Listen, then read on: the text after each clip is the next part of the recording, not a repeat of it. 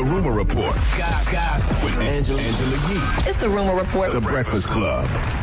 Well, Dave Chappelle, as you know, at midnight last night, his Netflix special dropped. Did anybody get a chance to watch it? I was asleep. No, I haven't. But I'll be watching it today. I'm watching it tonight for Taco Tuesdays. Now, what did Dave Chappelle do before the midnight premiere of his 2 Netflix shows? Well, he actually had a 1-hour set at the Peppermint Club in West Hollywood with a very intimate crowd, some special guests. I know Kanye was there.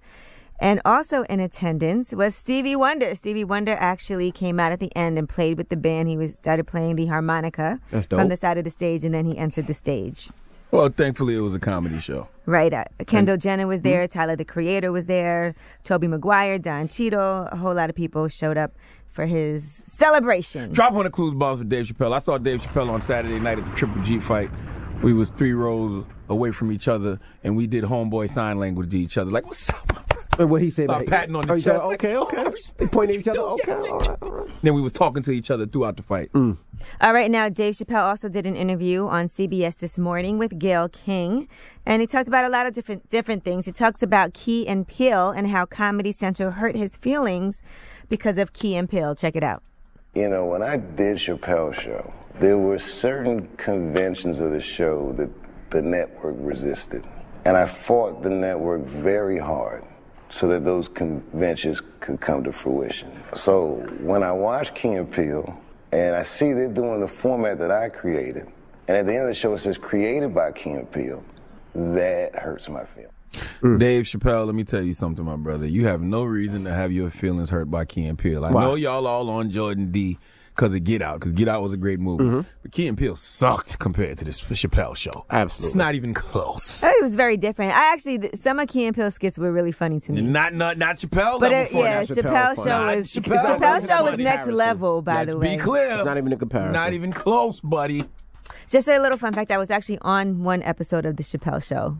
Really? Yes. Doing what? Maybe I'll post it later. That must have been season 3. No, it was the first season.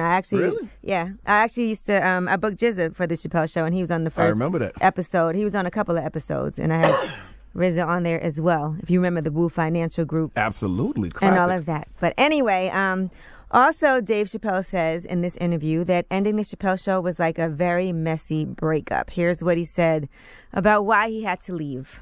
I watched one of these nature shows one time, and they were talking about how a bushman finds water when it's scarce. And they do what's called a salt trap. I didn't know this. Apparently baboons love salt. Okay. So they put a lump of salt in a hole, and they wait for the baboon.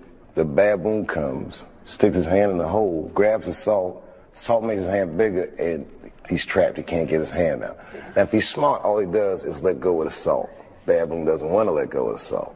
Then the bushman just comes, takes the baboon, throws him in the cage, and gives him all the salt he wants.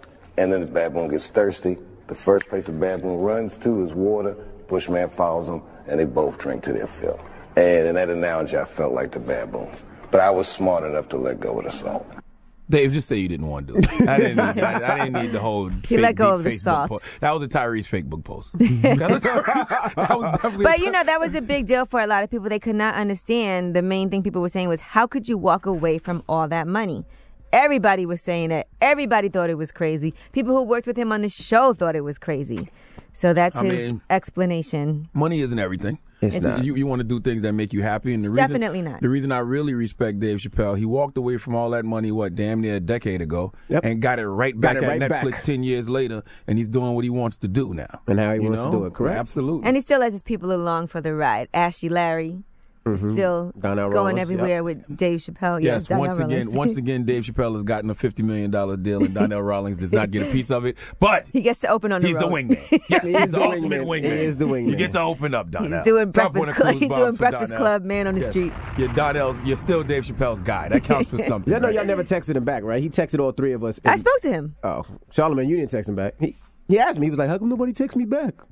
I called him. I talked to Donnell. Donnell's one of those people I need to treat better in my life. Yeah. I do. I'm not going to lie. I do. Donnell's my guy for real. I don't mean to ignore Donnell. I just do. I don't mean to. All right, now let's discuss the boss, as in Rick Ross. He did an interview with Billboard discussing his 9th studio album. And, of course, his issues with Birdman. His letter to Birdman, idols become rivals. They asked about that. And Birdman said, I just think it's so... Rick Ross said, I just think it's so effed up, us seeing Lil Wayne's situation and suffering from that. I kind of think we got used to it. I think the culture has effing accepted that Wayne would not put out another album. And that's not the way the game should be. That's not the way we design this. That's not the way it's supposed to be. When we come up from the mud together, it's not supposed to be this way. Birdman is supposed to be in that effing building, making those effing people give him money to take care of his man. They're supposed to be in the effing building, flipping over desks in those effing offices, fighting to get money, not effing suing each other, fighting lawsuits, and everybody starving, not putting out music, not being creative, us not doing what we came here for. There's nothing more I hate than that, us not doing what we came here for. Of course, he also asked about DJ Khaled and how Rick Ross said on the album that you put Khaled in the hole. Well, he said, what's going on? I don't understand. It's not the way it's supposed to go again. He said Khaled came into the fold and went above and beyond more than any artist went for his team and his brand. And he said at the end of it, just to see the way Birdman did Khaled's family, that's unacceptable. That's why Khaled is in the position he is in. Homie really left Khaled in the hole. He walked away from that and started over. I really feel like Birdman done got that money from Universal. He just ain't give it to nobody. Yeah, he got it and spent it. He kept it for himself. Right. Now Tony Braxton's thriving. All right, and Drake. More Life. That album, by the way, is Spotify's biggest album, first day of full release. He beat out Ed Sheeran? Yes, he beat out Ed Sheeran. Ed Sheeran previously had the record for Divide, which had 56.7 million streams on March 3rd, the day that it was released. And Drake's More Life had 61.3 million global streams. In addition to that, he beat him on Spotify and on Apple Music. So great records for Drake for More Life. Drop one of Clues bombs for Aubrey. Yep. Now he's going to put out all Everything Everywhere on Saturday, March 18th. So streaming, commercial release, all of that. The Breakfast Club. Every weekday morning. Tune in.